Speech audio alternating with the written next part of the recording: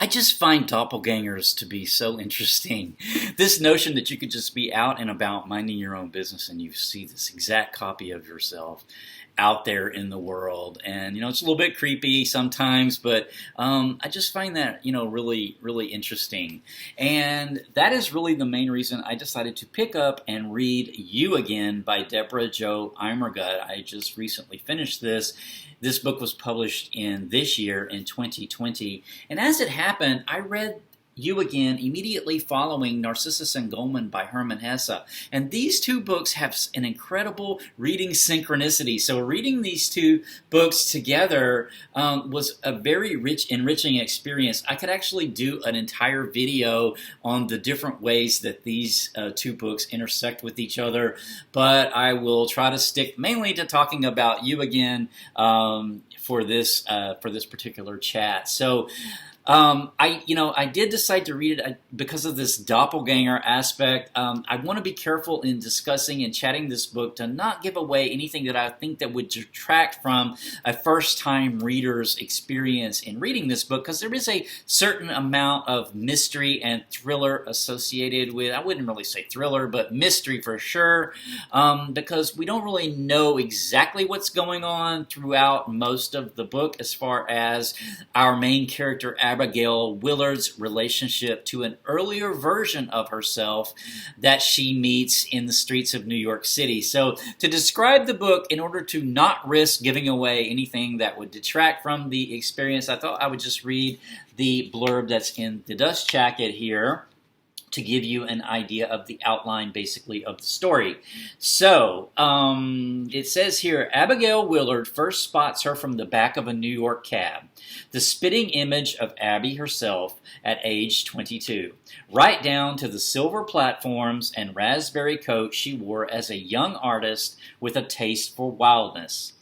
But the real Abby is now 46 and married with a corporate job and 2 kids. As the girl vanishes into a rainy night, Abby is left shaken.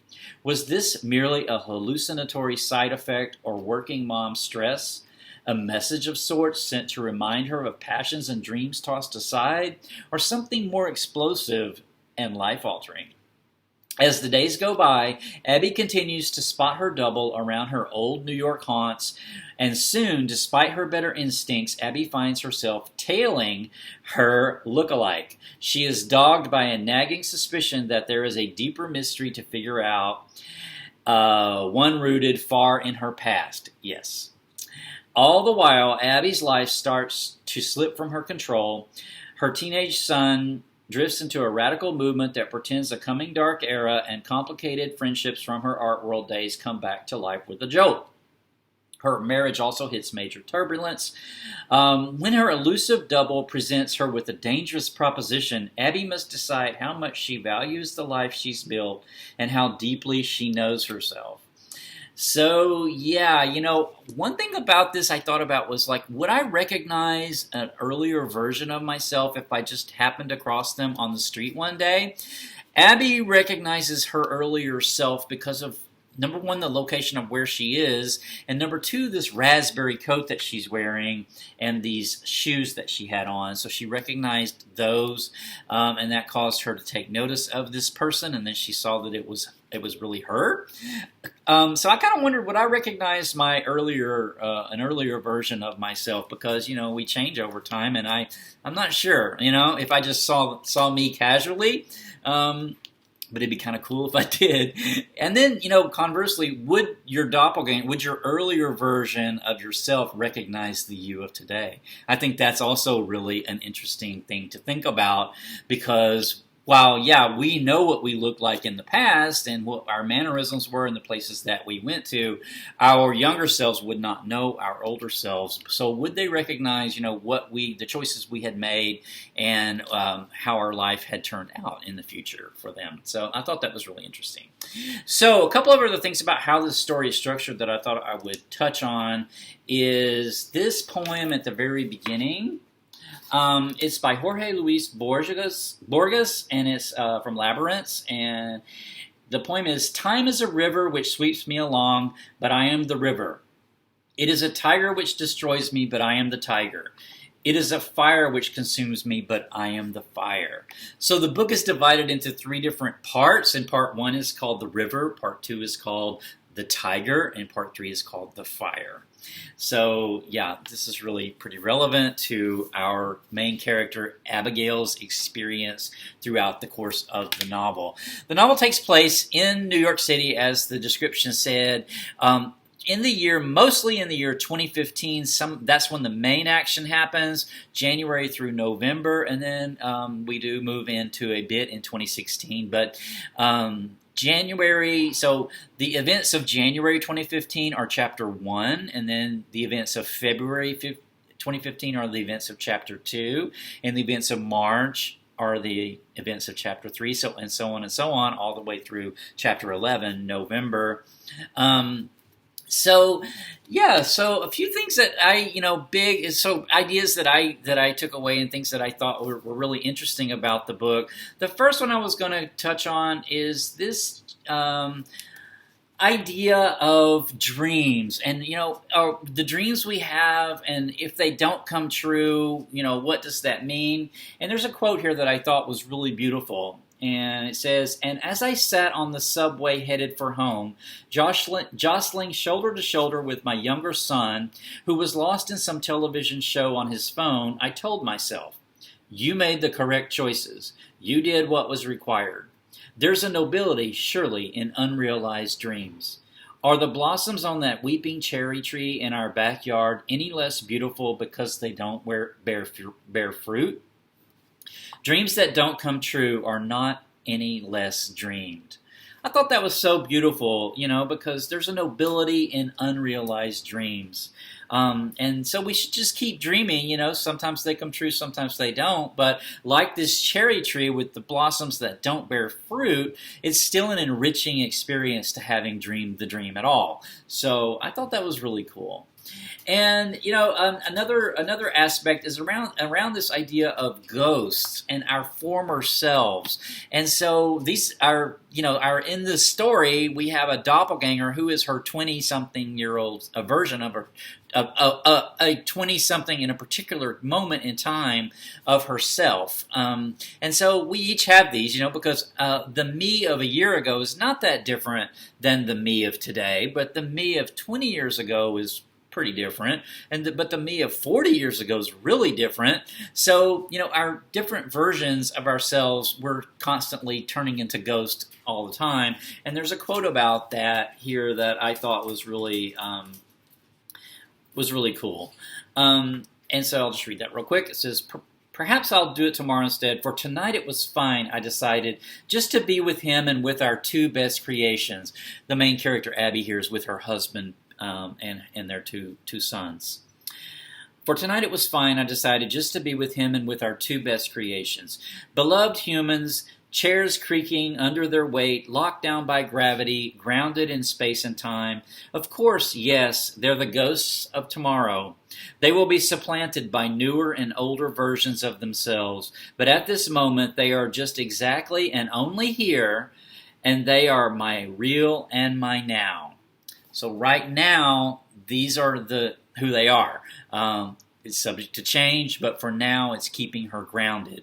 And she does go through quite a bit of turbulence in this book, coming to terms with things that end up happening, events that end up happening, plus these events that happen to this younger version of herself back in her early 20s that really set the course then for her life. And then she has to come to terms before the end of the novel with whether or not that was worth it. She has a chance maybe to change it, So that's to me was really fun journey to go on with this character. And then there's another aspect of this that I thought was real cool, that I won't explain why The Princess and the Pea, the fairy tale story, is relevant to this in this novel, but it's discussed here, and there's a really specific reason why it's important for our character that I won't explain because I feel like it would detract a little bit from the reading experience. But I had never really thought of The Princess and the Pea story this way.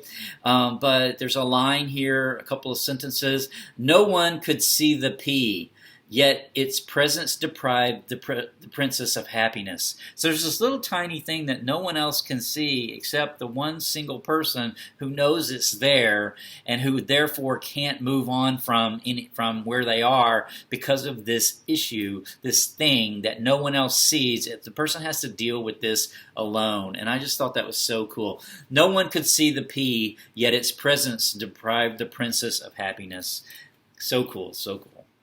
Okay, finally, so there's this idea of art. So, like I mentioned, there's a lot of synchronicity between these two books. So here we had an artist, Goldman, and here we have this artist, person who they make different choices in each of these books. So Goldman, never settles down. He continues to be a wanderer, but Abigail here, in her 46-year-old version of herself, has settled down and has a family, has a different type of life than what Goldman made for himself in this book.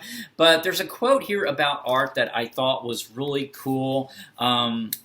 Source about the source of art, because this was also discussed here by Goldman in Narcissus and Goldman by Hermann Hesse. So I thought I'd just read that real quick before I run out of time. It says, "Standing at my easel, I feel like an open bucket, a rain barrel.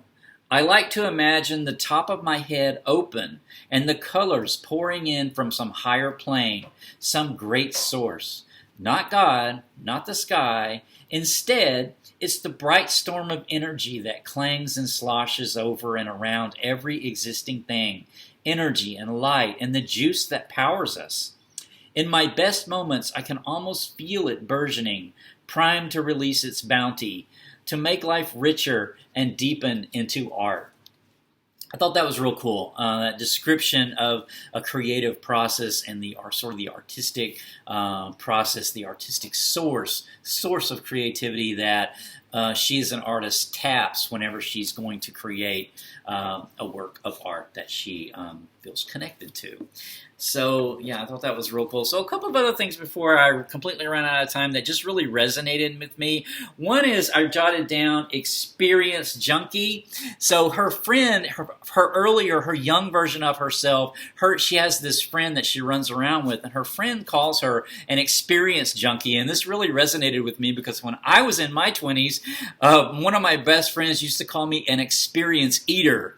So the main character here was known as an experience junkie, and my friend in my early 20s called me an experience eater. I think me, like Abigail, had a different journey. I don't know that I'm now quite the experience eater that I was when I was in my 20s, but I thought that was a real cool resonance between me and this character in this novel.